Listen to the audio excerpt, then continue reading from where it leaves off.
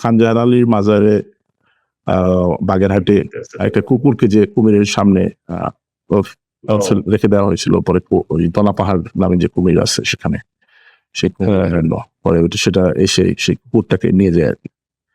তো মানুষজন এটাকে খুব চেয়ার করছিল। তো মানুষ আসলে পরে দেখলাম এরকম যে কুকুরটা নাকি অসুস্থ ছিল বা মানুষকে মানে অ্যাটলিস্ট কেউ কেউ বলছিল, সত্য মিথ্যে যাচাই করি নাই বা জানি না, যে কুকুরটাকে হচ্ছে কুকুরটা নাকি মানুষকে কামড় টামড় দিছে এবং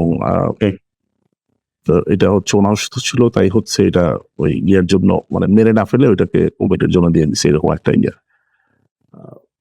মানুষ নিজেই খুব সম্ভবত মানে ওই পানির পাশে রেখে দিছে আর কি। ওই কুকুরটাও আর উঠে আসতে পারে না আর কি, কারণ এটা হচ্ছে মনে হয় অত শক্তি ইয়া না, ওই পাটা মনে হয় আটকানো ছিল, দড়ি দিয়ে মনে বাঁধা ছিল।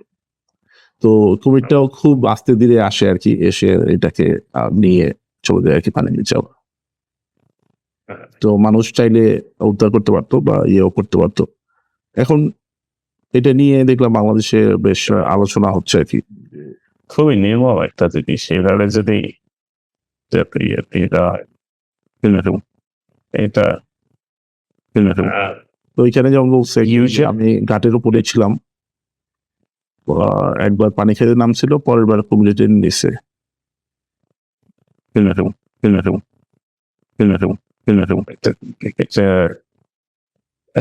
ঠিক বিশ্বাসযোগ্য মনে হচ্ছে না ওটা, মানে কি বলতেছে। হ্যাঁ, কেউ যদি এটা দিয়ে দেয়, ফার্স্ট অফ অল যদি অসুস্থ একটা কুকুর, এখানে একজন বলতেছে যে বিনা আন্টির মুরগি খাইছে, তো এখন সে বাড়ি দিলে দিতেও পারে। আরেকজন বলছে যে কুকুরটা কিছুটা অসুস্থ ছিল, মাজারে কয়েকজনকে কামড় দিয়েছে এবং তাড়া করে 2-3টা মুরগিও মেরে ফেলে। তখন এক নারী দোকানি কুকুরটিকে তাড়া করেন এবং দোকানি ছাড়া আরো কিছু লোক কুকুরটিকে লাঠি দিয়ে ছুঁড়ে মারেন। তারপর পায়ে আঘাত পেয়ে তখন হচ্ছে ওই ঘাটের দিকে যায়। খুবই নির্মম একটা জিনিস। যাই হোক, এখন এটা নিয়ে থাকবে হয়তো বাংলাদেশে, এটা নিয়ে এখন দেশে 2 ধরনের একটা বিভাজন তৈরি হবে। একদল বলবে যে ঠিক আছে, আরেক দল বলবে যে তুমি যেটা বললে যে নির্মম ব্যাপার।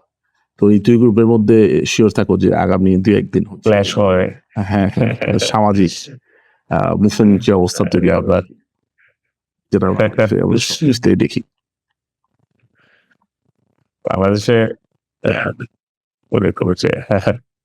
This is just sad. আমি as a animal lover, আমি হলে গিয়ে I find it horrible. Breaks my heart actually. তো এটা আসলে সহ্য করা উচিত না। বাংলাদেশের এটা সবখানেই হয়, মানে animal abuse is kind of weird. বাংলাদেশে দেখা যায় যে একটা পাশ দিক দিয়ে কুকুর হেঁটে গেলে একটা লাঠি বা কিছু মারবে, just for no reason. No reason they're gonna do that. So this is just sad, but we'll see what actually happening.